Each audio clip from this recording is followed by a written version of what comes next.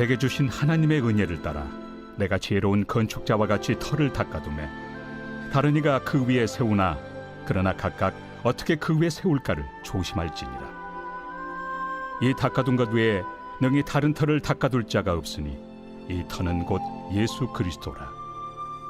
만일 누구든지 금이나 은이나 보석이나 나무나 풀이나 짚으로 이 터 위에 세우면 각 사람의 공적이 나타날 터인데 그날이 공적을 밝히리니 이는 불로 나타내고 그 불이 각 사람의 공적이 어떠한 것을 시험할 것입니다. 만일 누구든지 그 위에 세운 공적이 그대로 있으면 상을 받고 누구든지 그 공적이 불타면 해를 받으리니 그러나 자신은 구원을 받되 불 가운데서 받은 것 같으니라.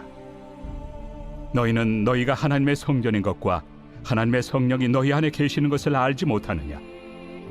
누구든지 하나님의 성전을 더럽히면 하나님이 그 사람을 멸하시리라. 하나님의 성전은 거룩하니 너희도 그러하니라. 아무도 자신을 속이지 말라. 너희 중에 누구든지 이 세상에서 지혜 있는 줄로 생각하거든 어리석은 자가 되라.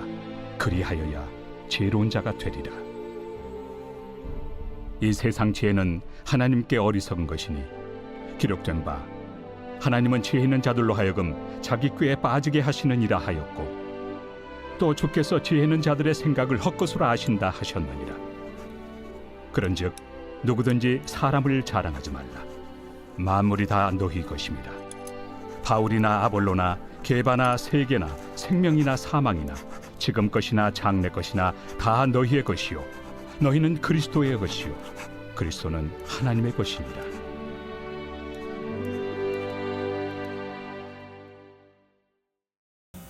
할렐루야. 네, 이른 새벽 우리 주님 전에 오신 믿음의 성도님들 환영하고 축복합니다. 우리 10절은 이렇게 말씀하며 시작을 합니다. 내게 주신 하나님의 은혜를 따라 내가 지혜로운 건축자와 같이 터를 닦아두매 다른 이가 그 위에 세우나 그러나 각각 어떻게 그 위에 세울까를 조심할지니라. 이 사도 바울은요 자신을 터를 닦는 사람이다 라고 말을 했습니다. 이 고린도전서 뿐만이 아니라 다른 서신서에도 터에 대해서 좀 언급이 되는 말씀이 있습니다. 이 에베소서 2장 20절에는 너희는 사도들과 선지자들의 터 위에 세우심을 입은 자라. 그리스도 예수께서 친히 모퉁이 돌이 되셨느니라. 디모데후서 2장 19절에도 그러나 하나님의 견고한 터는 섰으리라 라고 이렇게 말씀합니다. 이 사도 바울은 교회의 기초가 되는 터를 닦는 사람이고 이 터가 곧 예수 그리스도이다 라고 말씀합니다. 예수 그리스도라는 터 위에 각각 세우는 사람들은 누구일까요? 바로 고린도 교회의 지도자 및 성도들이라는 겁니다. 바로 우리들이라는 것이죠. 이 공동체 모두가 예수 그리스도라는 터 위에 우리가 교회를 세워가야 하는 것입니다. 이 사도 바울은 그 위에 세우는 것을 몇 가지 조심하라 라고 또 당부하고 있습니다. 12절과 13절의 말씀에 만일 누구든지 금이나 은이나 보석이나 나무나 풀이나 짚으로 이 터 위에 세우면 각 사람의 공적이 나타날 터인데 그날이 공적을 밝히리니 이는 불로 나타내고 그 불이 각 사람의 공적이 어떠한 것을 시험할 것임이니라. 이 사도 바울은요 불에 타고 없어질 나무, 풀, 집 그리고 불에 타지 않는 금, 은, 보석을 이렇게 대조해서 공적에 대해서 좀 설명을 합니다. 이 공적이라는 것이 무엇입니까? 어떤 노력이나 어떤 행동을 의미하는 것이겠죠. 우리가 하나님 나라의 뜻을 위해서 복음에 합당한 삶을 살아갔다라고 하는 공적, 우리가 하나님의 뜻과 예수 그리스도의 복음을 전하는 그러한 삶을 살아갔다라고 하는 공적입니다. 이와 같이 우리도 삶을 무엇으로 세우든지 그 노력과 행위들로 후에 하나님 앞에 섰을 때에 모두가 다 드러난다라는 것이지요. 그래서 금과 은처럼 불이나 시험 속에서 타지 않는 것으로 삶을 세워갔다면 하나님의 하나님 앞에 상을 받게 되지만 나무와 풀처럼 타버릴 것으로 삶을 세워가면 해를 받게 된다라고 하는 뜻입니다. 그렇다면 예수 그리스도라는 터 위에 우리는 무엇을 그리고 어떻게 세워가야 하는지 우리가 깊이 묵상해 보아야 합니다. 우리 믿음의 성도 여러분, 우리는요 예수 그리스도라는 터 위에 믿음과 사랑과 은혜와 좋은 것으로 세워가는 것입니다. 그렇게 세워가는 것이 교회가 되는 것인 줄을 믿습니다. 그러니 우리의 마음속에 있는 불순물을 그러한 것들은 다 타버릴 것 아니겠습니까? 어떠한 시기와 욕심과 이 고린도 교회에 나타나는 어떠한 분열과 분쟁의 그러한 요소들이 우리 안에 있는 것은 아닌지 한 번씩은 꼭 돌아보아야 합니다. 그런 것들은 다 타버릴 것들입니다. 그러나 주 예수 그리스도께서 주신 사랑과 은혜와 겸손과 그러한 것들은 금과 은과 보석처럼 빛나는 것들이라는 것이죠. 그렇기 때문에 우리가 예수 그리스도라고 하는 터 위에 그러한 것들을 세워가서 우리가 더욱더 교회가 견고해지는 그러한 은혜를 누리시기를 간절히 소망합니다. 16절에 너희는 너희가 하나님의 성전인 것과 하나님의 성령이 너희 안에 계시는 것을 알지 못하느냐라고 합니다. 이 사도 바울은 고린도 교인들에게 당신들은 예수 그리스도라는 터 위에 지어진 하나님의 성전이라는 것을 알지 못하십니까? 라고 묻습니다. 그렇다면 그리스도라는 터 위에 우리가 세워야 할 것은 교회라는 것이 명확해지는 것이죠. 하나님을 위한 성막을 지을 때 이스라엘 백성들이 의지했던 것은 그들의 기술도 아니고 지혜도 아니라 무엇입니까? 하나님의 말씀으로 세워갔다라는 것입니다. 하나님의 말씀하신 대로 준비하고 성막을 세웠다라는 것이죠. 그렇다면 우리도 하나님의 성전임을 기억한다면 성령님이 거하실 성전을 세워가기 위해서는 하나님의 말씀에 귀를 기울이고 하나님의 말씀대로 삶을 세워가야 한다라는 것입니다. 우리 믿음의 성도 여러분, 우리가 예수님을 믿는 성도들은요, 예수님이라는 터 위에 성령님이 거하실 처소가 되기 위해서 우리가 삶을 통해서 우리 안에 귀한 믿음의 교회를 세워가야 하는 것이죠. 우리의 삶을 통해서 나타내야 하는 것은 무엇입니까? 하나님의 말씀을 통해서 그 말씀을 우리 마음과 우리의 심령에 잘 새겨서 우리의 삶에 나타내야 한다라는 것을 의미하는 것입니다. 건물을 지을 때 그곳에 누가 거주하느냐는 매우 중요한 것이죠. 그러니 우리 마음에 교회를 세워서 아주 말씀으로 견고하고 아름다운 교회를 세워서 누구를 모셔야 되겠습니까? 예수 그리스도를 모시며 우리가 살아야 한다는 것이죠. 그래서 우리가 우리 자신 자체가 하나님의 성전임을 기억하며 거룩하게 지내야 한다라는 것입니다. 그 안에서 사람이 자랑할 것이 무엇이 있겠습니까? 사람의 어떠한 생각과 온갖 악한 생각들이 무엇이 있겠습니까?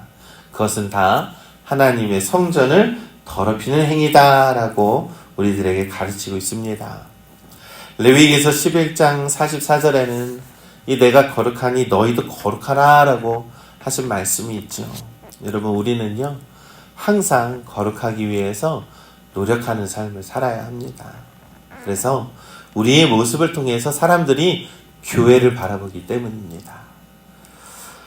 그러니 우리가 거룩한 우리 믿음의 성도들 되시기를 간절히 소망합니다. 이 18절과 20절에 아무도 자신을 속이지 말라. 너희 중에 누구든지 이 세상에서 지혜 있는 줄로 생각하거든 어리석은 자가 되라. 그리하여야 지혜로운 자가 되리라. 이 세상 지혜는 하나님께 어리석은 것이니 기록된 바 하나님은 지혜 있는 자들로 하여금 자기 꾀에 빠지게 하시느니라 하였고 또 주께서 지혜 있는 자들의 생각을 헛것으로 아신다 하셨느니라. 이 말씀은 왜 이렇게 사도 바울이 말씀했냐면요, 이 고린도 교회의 성도들은 늘 자신들이 지혜가 충만하다라고 생각을 했다라는 거예요. 하나님의 말씀은 내가 누구보다도 잘 알아. 하나님의 말씀은 내가 누구보다도 똑똑하게 잘 알고 있어.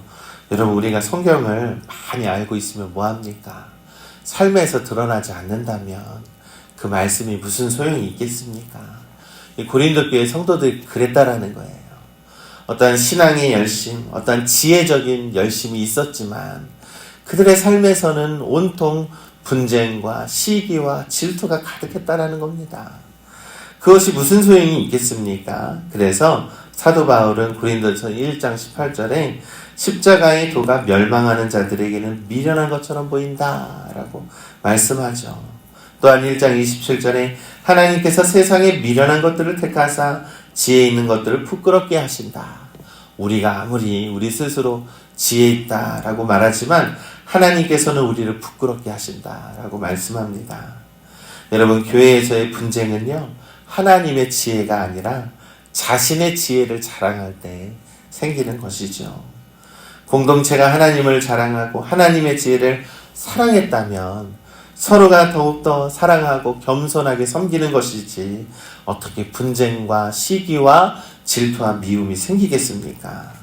사랑하는 우리 믿음의 성도 여러분, 우리가요, 신앙을 아는 것과 신앙을 행하는 것은 매우 다른 것입니다. 우리가 안다고 내가 신앙을 너무나도 잘 안다고 해서 우리의 삶에 드러나지 않는다면 그것 또한 하나님 앞에서 칭찬받을 만한 신앙이 아니라는 것입니다.